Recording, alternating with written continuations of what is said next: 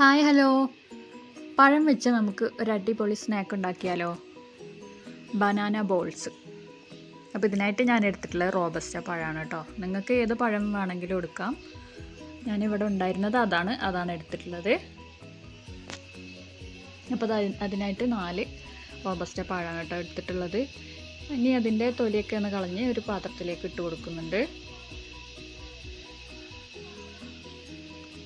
ഒരു 3 table spoon പഞ്ചസാര ഇട്ട് കൊടുക്കുന്നുണ്ട്. പഞ്ചസാര ഒരുപാട് ഇട്ട് കൊടുക്കരുത് കേട്ടോ. ഒരു 1/4 ടീസ്പൂൺ ഏലക്കായ പൊടിച്ചത് കൂടി ഇട്ട് കൊടുക്കുന്നുണ്ട്. ഇതെല്ലാം കൂടെ നന്നായിട്ടൊന്ന് ഉടച്ചെടുക്കണം കേട്ടോ. പഴമൊക്കെ നന്നായിട്ടൊന്ന് ഉടച്ചെടുക്കണം. അതിനി കൈ വെച്ചിട്ടോ അല്ലെങ്കിൽ ഫോർക്ക് വെച്ചിട്ടോ എങ്ങനെ വേണമെങ്കിലും നിങ്ങളുടെ സൗകര്യം പോലെ എങ്ങനെയാണെന്ന് വെച്ചാൽ ചെയ്തെടുത്താൽ മതി.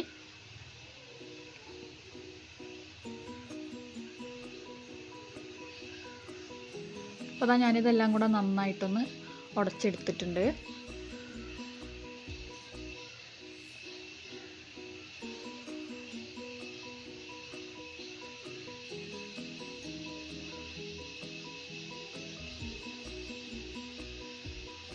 നമുക്കിതിലേക്ക് 2 നുള്ള് ഉപ്പിട്ട് കൊടുക്കാം. മധുരമൊക്കെ ഒന്ന് ബാലൻസ് ചെയ്യാൻ വേണ്ടിയിട്ടാണ് കേട്ടോ ഉപ്പിട്ട് കൊടുക്കുന്നത്. ഉപ്പ് ഒരുപാട് ഇട്ട് കൊടുക്കരുത്. 2 നുള്ള് ഉപ്പ് മാത്രം ഇട്ട് കൊടുത്താൽ മതി. അതെല്ലാം കൂടി നന്നായിട്ടൊന്ന് മിക്സ് ചെയ്തെടുക്കുന്നുണ്ട്. ഇനി നമുക്കിതിലേക്ക് വേണ്ടത് മൈദയാണ്. ഞാനിപ്പോൾ ഒരു കപ്പ് മൈദയാണ് എടുത്തിട്ടുള്ളത്. അത് നമ്മൾ മുഴുവനായിട്ട് ഇട്ട് കൊടുക്കരുത്. കുറേശ്ശെ ആയിട്ട് ഇട്ട് കൊടുക്കുകയാണ് ചെയ്യുന്നത്. കുറച്ച് ഇട്ട് കൊടുത്ത് നമ്മളത് കുഴച്ചെടുത്തിട്ട് പിന്നെ നമുക്ക് ആവശ്യമുണ്ടെങ്കിൽ മാത്രമേ പിന്നീട് ചേർത്ത് കൊടുത്താൽ മതി. ഇപ്പോൾ കൈകൊണ്ട് തന്നെ നന്നായിട്ടതൊന്ന് കുഴച്ചെടുക്കുന്നുണ്ട് കേട്ടോ. കുറച്ചുകൂടെ ഇട്ട് കൊടുത്തിട്ടുണ്ട്.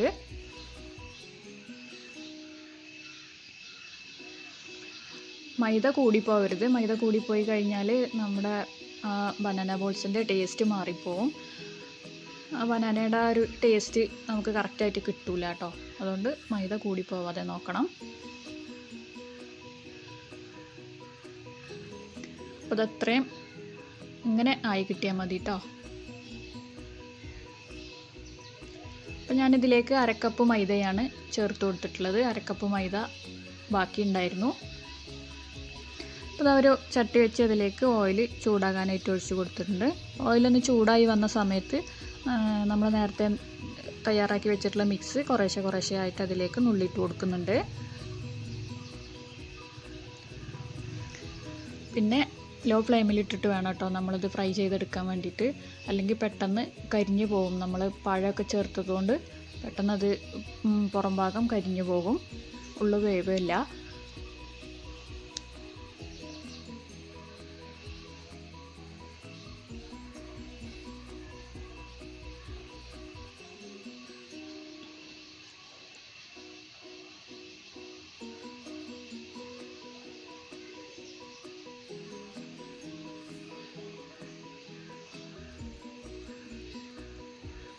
നമുക്ക് പെട്ടെന്ന് തയ്യാറാക്കാൻ പറ്റുന്ന നല്ലൊരു സ്നാക്കാണ് കേട്ടോ. പഴമൊക്കെ എല്ലാ വീടുകളിലും ഉണ്ടാവുമല്ലോ.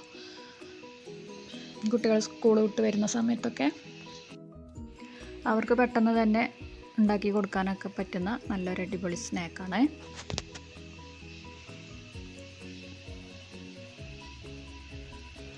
അപ്പോൾ അതാ ചെറുതായിട്ടൊന്ന് കളറൊക്കെ മാറിയൊന്ന് വന്നിട്ടുണ്ട്. ഇടയ്ക്കിടയ്ക്കൊന്ന് തിരിച്ചിട്ട് കൊടുക്കണം കേട്ടോ. അല്ലെങ്കിൽ ഒരു ഭാഗം ഒരു കളറും അങ്ങനെ ആയിരിക്കും ഉണ്ടാവുക. അപ്പോൾ ഞാനിതെല്ലാം എണ്ണയിൽ നിന്നൊന്ന് കോരി മാറ്റുന്നുണ്ട്.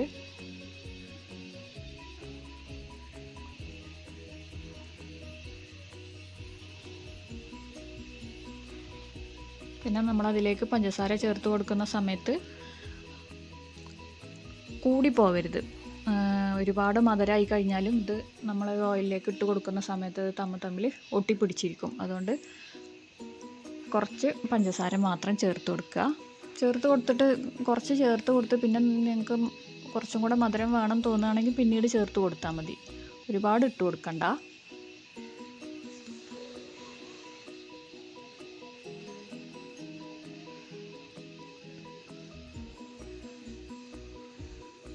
അപ്പോൾ എല്ലാം അതാ ഇതുപോലെ തന്നെ ഒന്ന് ഫ്രൈ ചെയ്തെടുത്തിട്ടുണ്ട് കേട്ടോ.